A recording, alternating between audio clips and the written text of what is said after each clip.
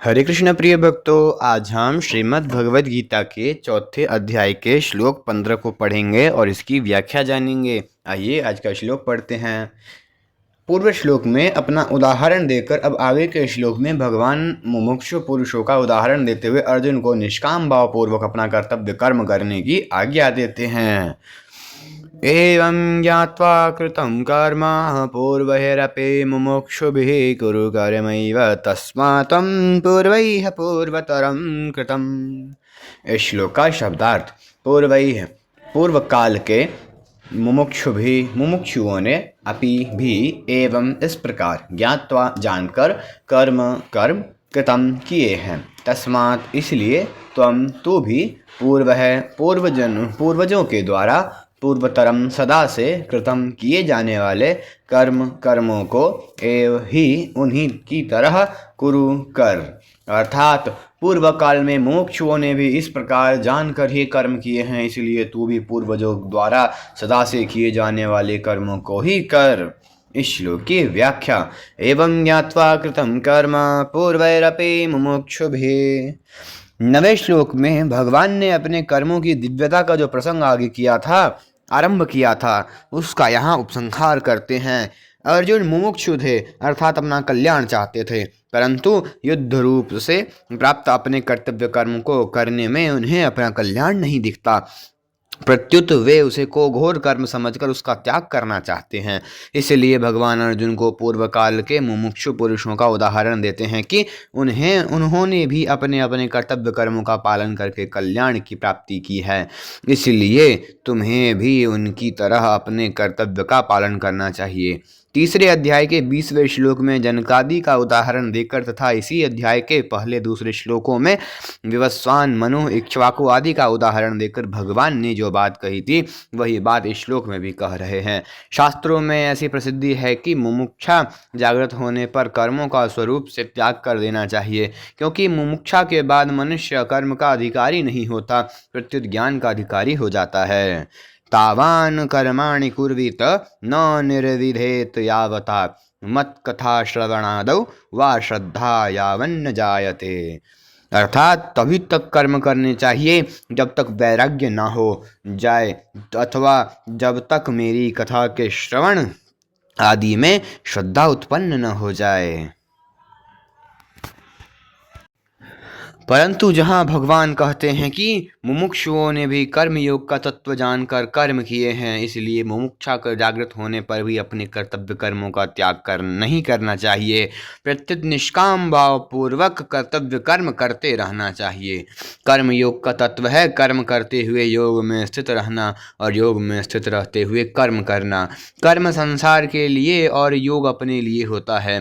कर्मों को करना और न करना दोनों अवस्थाएं हैं, अतः प्रवृत्ति और निवृत्ति दोनों ही प्रवृत्ति है। प्रवृत्ति और निवृत्ति दोनों से ऊंचा उठ जाना योग है। जो पूर्ण निवृत्त है, पूर्ण निवृत्त कोई अवस्था नहीं है।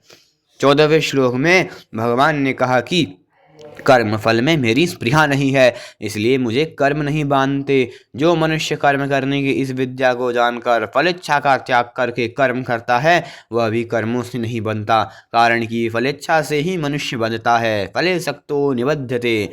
अगर मनुष्य अपने सुख भोग के लिए अथवा धन मान बड़ाई स्वर्ग आदि की प्राप्ति के लिए कर्म करता है तो वे उसे बांध देते हैं, परंतु यदि उसका लक्ष्य उत्पत्ति विनाशशील संसार नहीं है, प्रत्युत वह संसार से संबंध विच्छेद करने के लिए निस्वार्थ सेवा भाव से केवल दूसरों के हित के लिए कर्म करता है, तो वे कर्म उसे नहीं बांधते, कारण कि दूसरों के लिए कर्म करने से कर्मों का प्रवाह संसार की तरफ हो जाता है, जिससे कर्मों का संबंध मिट जाता है और फलेच्छा न रहने से नया संबंध पैदा नहीं होता।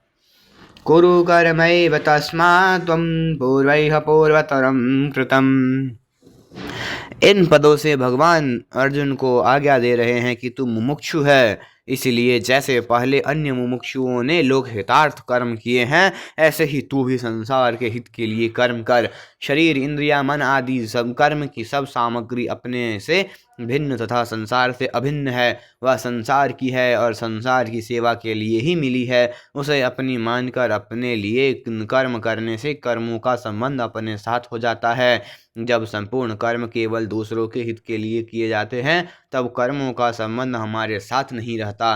कर्मों से सर्वथा संबंध विच्छेद होने पर योग अर्थात परमात्मा के साथ हमारे नित्य सिद्ध संबंध का अनुभव हो जाता है, जो कि पहले से ही है।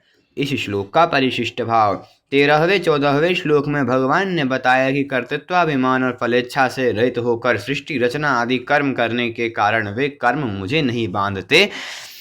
यहाँ भगवान कहते हैं कि मुमुक्षुओं ने भी इसी तरह कर्तृत्वाभिमान और फलेच्छा का त्याग करके कर्म किए हैं, कारण कि कर्तृत्वाभिमान और फलेच्छा होने पर भी कर्म बंधन कारक नहीं होते। इसीलिए तू भी उसी प्रकार से कर्म कर। ज्ञान योग में पहले कर्तृत्वाभिमान का त्याग किया जाता है, फिर फलेच्छा का त्याग स्वतः हो जाता है। कर्म योग में पहले फलेच्छा का त्याग किया जाता है, फिर कर्तृत्वाभिमान का त्याग सुगमता से हो जाता है। आज का यह वीडियो संपूर्ण हुआ। अगला श्लोक। पूर्व श्लोक में एवं ज्ञात्वा कृतम कर्म पदों से कर्मों को जानने की बात कही थी। अब भगवान आगे के श्लोक में कर्मों को तत्व से जानने के लिए प्रकरण आरंभ करते हैं। श्लोक 16। किम कर्मेति कवयो अप्यत्र मोहितः तत्ते कर्म प्रवक्ष्यामि यज्ञात्वा मोक्षसे अशुभात्। हरे कृष्ण। अगर आप सभी को आज की वीडियो पसंद आई तो वीडियो को लाइक करिए। ऐसे ही और वीडियो देखने के लिए चैनल को सब्सक्राइब करिए तथा अन्य भक्तों के साथ शेयर करिए। अगर आपने पिछले श्लोकों की वीडियो नहीं देखी है तो डिस्क्रिप्शन बॉक्स में उनका लिंक है, आप वहाँ से देख सकते हैं। हरे कृष्ण।